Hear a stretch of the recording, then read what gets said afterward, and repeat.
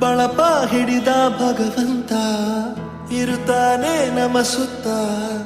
ಅವತಾರ ನಾನಾ ರೂಪವೋ ನಮ್ಮೆಲ್ಲ ಹಣೆ ಬರಹ ತಿದ್ದಿ ಬರೆಯಲು ಕತ್ತಲೆಯಿಂದ ಬಹಂತ ನಮ್ಮ ಕೈಯ ಹಿಡಿಯುತ್ತ ಕರೆದೊಯ್ದ ಬೆಳಕು ತೋರಲು ಭಯವಾಗಿ ಗದರೋದು ನಮ್ಮ ಬೆಳೆಸಲು